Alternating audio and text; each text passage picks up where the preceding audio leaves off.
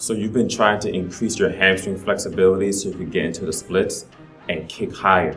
But no matter what you do, you still can't get the flexibility that you want. There may be one muscle that you're overlooking that you need to start stretching in order to get the splits and kick higher. Stay tuned.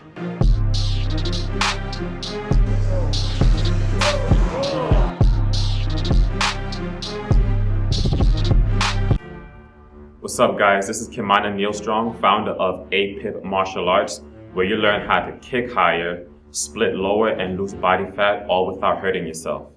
If you like that type of free information, then subscribe to the channel, click the bell for the post notifications so that you are alerted every time I have some free advice for you that's going to allow you to kick higher, split lower, and lose body fat. So in this video, you guys are going to learn about the deep longitudinal subsystem, why it's important for the hamstrings and your flexibility, and what it does in other portions of your life.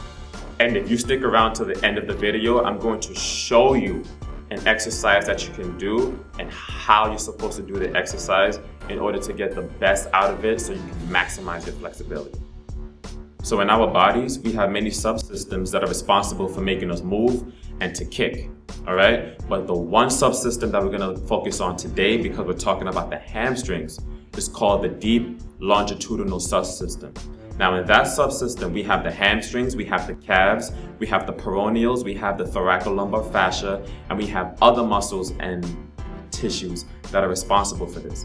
Now the deep longitudinal subsystem is responsible for us walking, jumping, and doing other things. So in the deep longitudinal subsystem, when the hamstrings are working, there are other muscles that are working in concert with the hamstrings, okay? They are muscle synergies, which just means muscles that work together to make something happen. Now in this case, the hamstrings, we need to pay attention to the calves. Now the calves and the hamstrings, they both come into the knee, all right? So the hamstrings, they insert into the knee, and the calves, they originate from the knee. And in order for the hamstrings to achieve their full flexibility, you cannot have other muscles that are too tight, preventing you from stretching the hamstrings. So what you want to do is also stretch the calves when you are stretching the hamstrings. But the calves have two parts to it. All right, the calves are comprised of the soleus muscle, and they're also comprised of the gastrocnemius. Now the soleus muscle is the part of the calf that is closer to the ankle or the lower part of your leg. And the gastrocnemius is on the higher part of your lower leg, all right, the one closer to the knee. Now, which one do you think you need to stretch? That's right, you should be stretching both, but for the flexibility of your hamstrings, it's gonna make more sense and make more use of your time to stretch the gastrocnemius. So in order to do that, anytime we stretch the hamstrings, you wanna make sure that the leg or the knee is completely extended, but not overextended so that your leg is hyperextended, but softly or comfortably straight, all right? And your toes have to be pointed up. Now, when you're stretching your hamstrings, your toes don't have to be pointed up, even though I hear that all the time.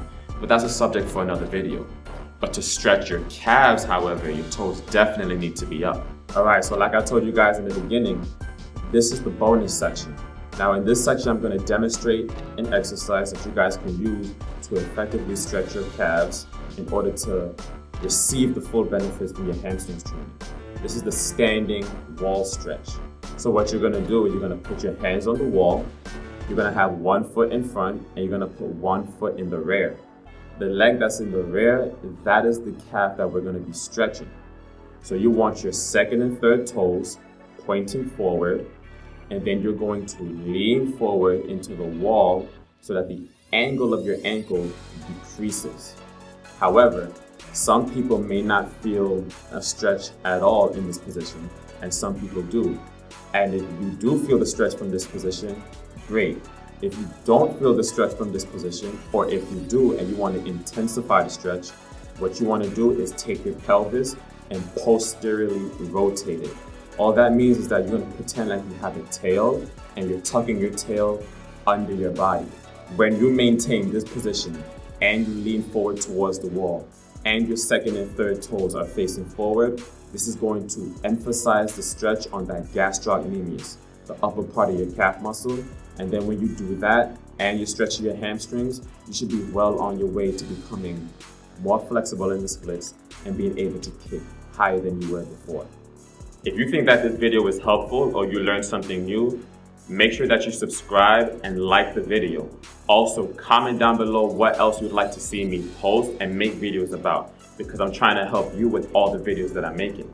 If you want a super in-depth explanation of everything related to the flexibility for your hamstrings and your adductors, which are your groin muscles, in order to kick higher and split lower and to do it without a warm-up, if you're really trying to master your flexibility for those two things, then look into my Flexibility for Martial Arts program, where I teach you, show you, explain to you step by step how to do these exercises, when to do special exercises and techniques, and a lot more. If you have any more questions about that, you can let me know down below, or you can click the link down below to learn more. Until then, I'll see you guys next time. Talk to you soon.